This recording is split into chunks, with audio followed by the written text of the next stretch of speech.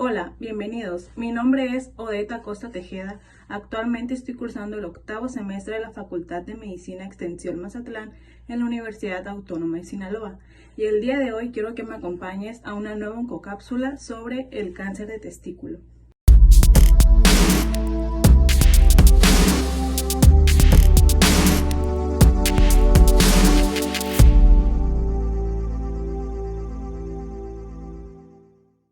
El testículo es un órgano par de morfología ovoidea cuyas funciones principales son la producción de espermatozoides y la síntesis y secreción de las hormonas sexuales masculinas.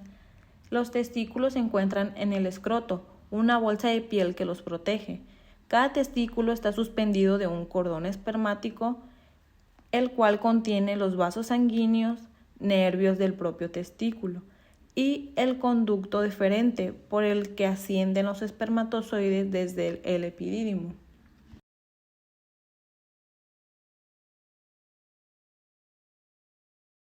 Los testículos tienen varios tipos de células en su estructura con distintas funciones. De todas ellas, la población más relevante para el tema que aquí nos ocupa es de las células denominadas células germinales, las cuales por efecto de las hormonas masculinas madurarán para dar lugar a los espermatozoides a partir de la adolescencia. El 90% de los tumores malignos del testículo se generan a partir de estas células germinales, de ahí que al cáncer de testículo también se le denomina como tumor de células germinales o TCG. El cáncer de testículo es el tumor más frecuente en hombres entre los 15 y los 35 años. Sin embargo, tras este pico de incidencia se convierte en una rareza y en general solo supone el 1% del total de los tumores diagnosticados en varones. En México, el registro histológico de neoplasias en 2003 reportó 321 casos, que representa el 1% de las neoplasias malignas en el hombre. Desde los años 90, el número de casos diagnosticados va en aumento por causas que aún se desconocen, aunque la mortalidad ha descendido, reflejando así las mejoras en tanto al tratamiento de estos pacientes, así como su diagnóstico que es cada vez más precoz. La causa concreta del cáncer de testículo resulta desconocida, al igual que la de muchos otros tumores, pero sí se han identificado algunos factores de riesgo con una clara asociación con los tumores germinales. El principal factor de riesgo es la criptorquidia, que es la falta de descenso del testículo hasta el escroto durante los primeros años de vida. Durante el desarrollo del embrión, los testículos descienden desde la zona cefálica hasta su lugar definitivo en el escroto a través de la línea media y del abdomen. En algunos casos, este descenso no se produce o se retrasa hasta después del nacimiento. Y los varones con criptorquidia tienen un mayor riesgo de presentar cáncer tanto en el testículo no descendido como en el otro. Otro factor de riesgo es el síndrome de Klinefelter, el cual puede afectar adversamente el crecimiento testicular y generar testículos más pequeños de lo normal, lo cual puede llevar a una menor producción de testosterona. También entre lo que es el 1 y el 3% de los pacientes con tumores germinales tienen historia familiar de cáncer de testículo, lo cual sugiere un cierto componente hereditario, por lo cual los antecedentes familiares también son un factor de riesgo. Dentro de los signos y síntomas, la gran mayoría de los tumores germinales del varón se diagnostican porque el paciente se palpa un bulto en el testículo, que con frecuencia es indoloro, pero en los casos en los que sí existe dolor suele aparecer progresivamente, aunque puede hacerlo de forma repentina si el tumor se complica con una infección o si sangra. También el paciente puede presentar cambio del tamaño del testículo o sentir pesadez en el escroto. En general, los pacientes describen más una sensación de peso en el área genital o simplemente un aumento de tamaño del testículo. En casos mucho más raros, estos tumores pueden ocasionar un crecimiento de las mamas en varones, que eso se le conoce como ginecomastia, por el aumento de la beta-gonadotropina coriónica, que esta es una hormona que se produce durante el embarazo y que solo aumenta en varones con ciertos tipos de tumores testiculares. También en algunos pacientes puede existir dolor de espalda o de abdomen, que esto es causado porque los estímulos dolorosos del testículo se dirigen hacia ese lugar, o bien porque existan en ganglios linfáticos de la parte más posterior del abdomen. Los tipos histológicos son las distintas clases de tumores que se pueden desarrollar en un órgano. Estos tipos vienen determinados en función de las características microscópicas del tumor. En el caso de los tumores de testículo, cuando la célula germinal crece de una forma anómala, puede seguir distintos patrones y dar lugar a dos grandes familias de tumores, que son los seminomas y no seminomas. Los seminomas, estos representan aproximadamente el 50% de los tumores germinales. Para que un tumor de testículo se considere seminoma, no debe de estar mezclado con otros tipos de tumor. Y existen dos subtipos, el seminoma clásico y el seminoma atípico.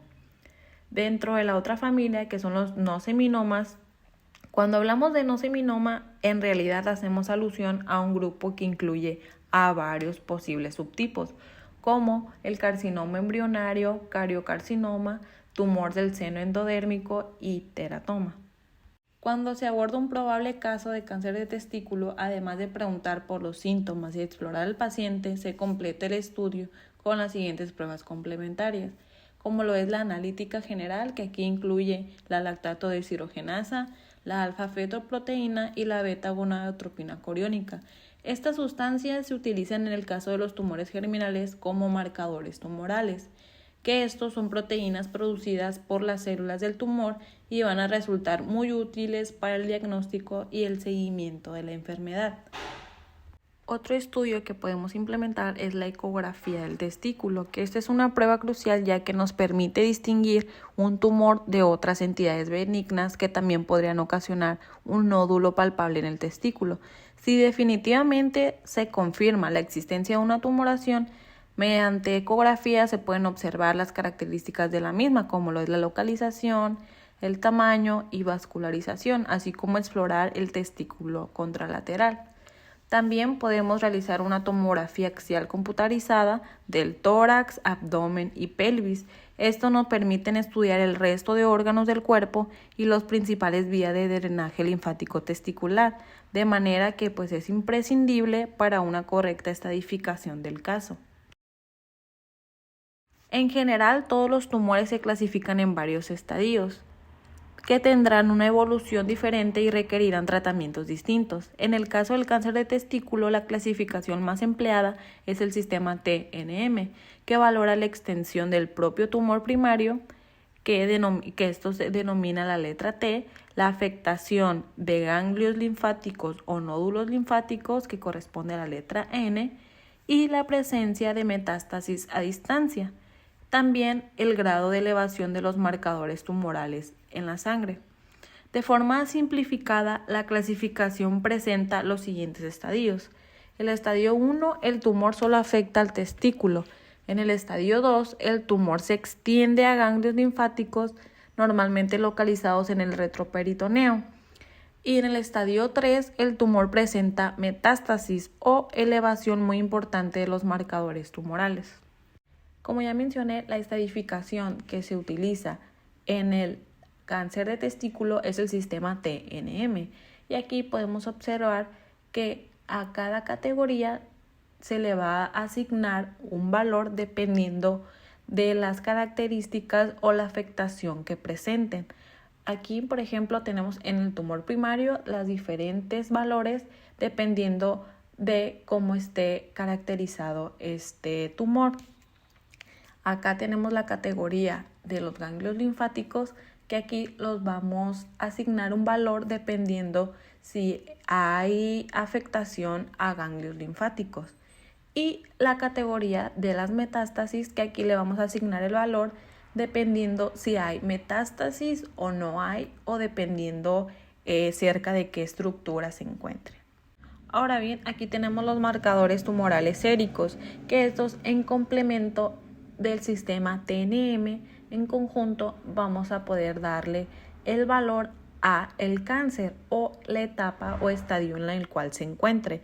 Aquí en los marcadores tumorales, dependiendo de los resultados que obtengamos, le vamos a dar su valor.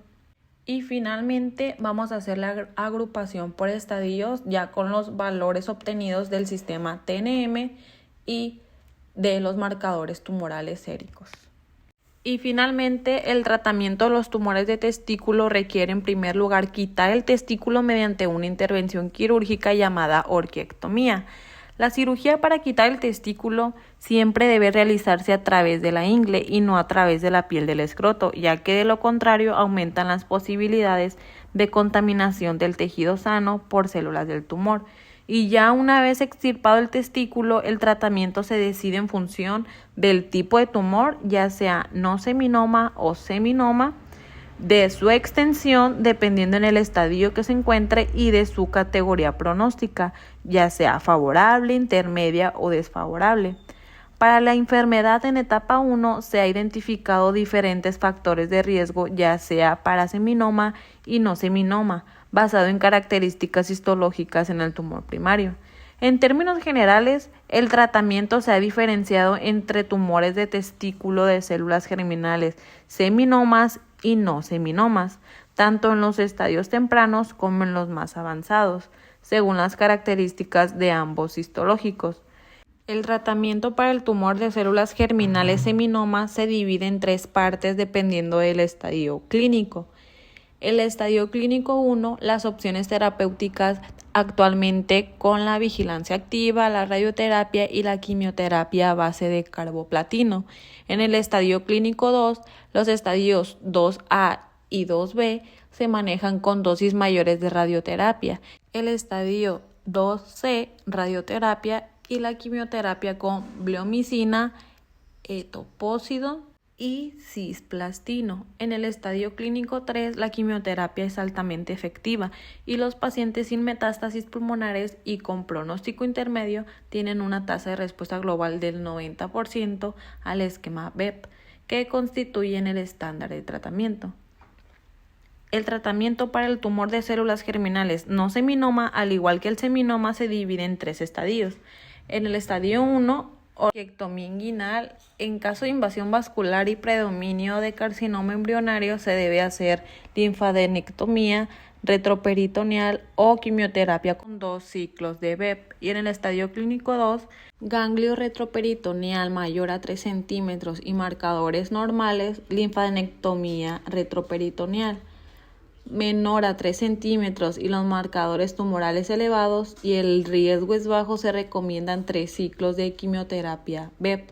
Y en el estadio clínico 3, en los casos de metástasis en ganglios linfáticos no regionales o viscerales y en riesgo bajo, se considera 3 ciclos de BEP. Si el riesgo es intermedio o alto, 4 ciclos.